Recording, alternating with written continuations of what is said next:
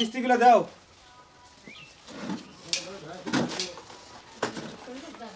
আপা আনো কিস্তিগুলো আনো।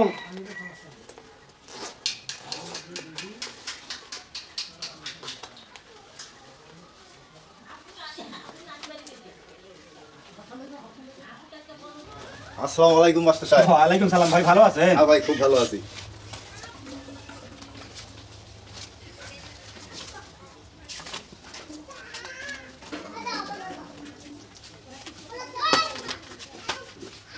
দাও ভাই তোমার টাকাটা দাও। ভাই আমি তো কোনোদিন কিস্তি মিস্তি দেই না, বাড়িয়ালি তো নাই, তো কিস্তিটা যে কত আমি তো জানি না, তা বলেন একটু। 1360 টাকা দাও। 1360 টাকা তো আমার কাছে তুলে নাই ভাই। তাহলে কি করবো? যা আছে তাই দেই, সঞ্চয় থেকে উঠে নেন। আচ্ছা দেন। ধরেন 5 9 10, ওই 10-এ জমা করেন। আর নাই তো আচ্ছা দেন। আরে ভাই পকেট খরচ আমার লাগবে না। আচ্ছা ভাই দেন দেন, আজকে দেনটা দেন, তারপরে ওটা পরে কাটি দেন। আচ্ছা নেও।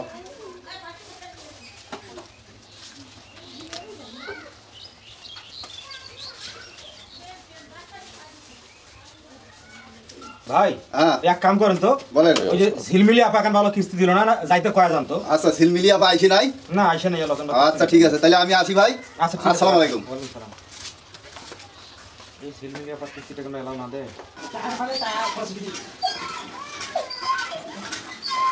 ভাই ঝিলমিলি আপা দেখা পাইলে? সিলমিলিয়া আপা বাড়িতে নাই, বাপের বাড়ি গেছি ভাই, দেখা পাই নাই। তাহলে ভাই কোটে আছে? ভাই ভাই এখন ভাই হয়তো তোমার অন্য কোনো চাটা খাওয়া গেছে, দেওয়ানি দরবারের লোক তো। আচ্ছা ঠিক এখন আছে, ওনার কথা আমি ভাইয়ের বলতে সাথে পারছি কথা না বলবো ভাই। না। ভাইয়ের ওই মোড়ে দেখা পাবেন ভাই।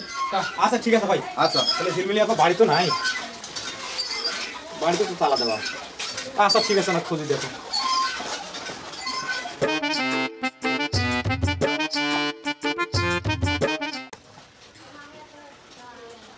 এই চকচকা ভাইটাকে যে কোটে পাওয়া যায়, শুনলাম এখানে নাকি আছে। আসসালামু আলাইকুম ভাই। ওয়ালাইকুম আসসালাম। ভাইজান ভালো আছেন? আছি আলহামদুলিল্লাহ, ভালো আছেন ভাই? হ্যাঁ তো ভাই আপনার কিস্তিটা কেন দিলেন না? কোন কিস্তি ভাই? কিসের কিস্তি? মানে মানে আপনার নাম চকচকা নয়? হ্যাঁ চকচকা। তা আপনার এই বাড়ির নাম ঝিলমিলি নয়? হ্যাঁ ঝিলমিলি। তা কিসের কিস্তি? কোন কিস্তি ভাই? কি কথা কোন আপনি? মানে আপনি কি বলতেছেন? কিস্তি দেন ভাই? ভাই আমি তো যেমন কোনো সমুদ্রিতে নাই ভাই। আচ্ছা, আপা কই ভাবি কই? উনি তো বাপের বাড়ি গেছে, কালকে তো গেছে।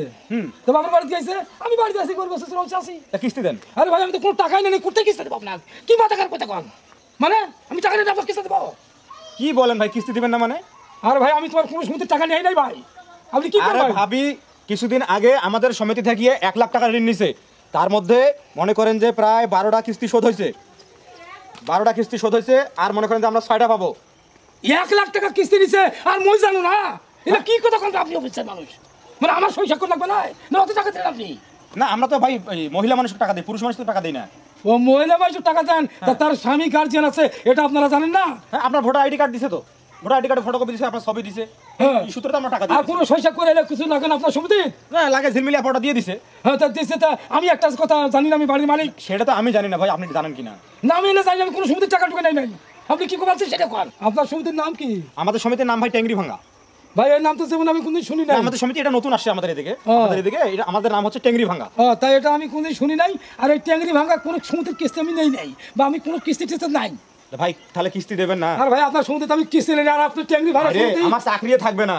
আর ভাই শোনা না ভাই, বাড়ি এনে যে টাকা নিচ্ছে আমি জানি না, ওই জন্য ঘন ঘন বাপের বাড়ি যাচ্ছে, আমি একটা কথা জানি না। আর আপনারা কেমন মা অফিসার যে আপনারা টাকা দিচ্ছেন, আপনারা হাকুম কার্যে ছাড়া টাকা দিচ্ছেন, আর আমি বেতন বাপের বাড়ি যাচ্ছে, আমি বুঝতে পারি না যে আপনারা টাকা দিচ্ছেন। তা আপনার এক নম্বর দোষ আছে। ভাই 1 লাখ টাকা নিছে। 1 লাখ টাকা আপনার দিতে ভুল করছেন, আপনাকে মারি দরকার। টাকা তো টাকা বলে নাকি? ওয়ারেন্ট ট্যাংরি ভাঙতে যান, দেখা যাবে ওয়ারেন্ট ট্যাংরি ভাঙতে যান, কোনো সমিতি কিস্তি হবে নাই, চলে যান। বাপরে বাপ, এমনি বাপের বাড়ি ঘন ঘন যায় রে, আমি বুঝতে পারো না ব্যাপারটা। তবে আসুক আগে, ও আর ট্যাংরি ভাঙি দিমাইস, ওর একদিন কি মোর একদিন, আপনি বুঝতে পারবে।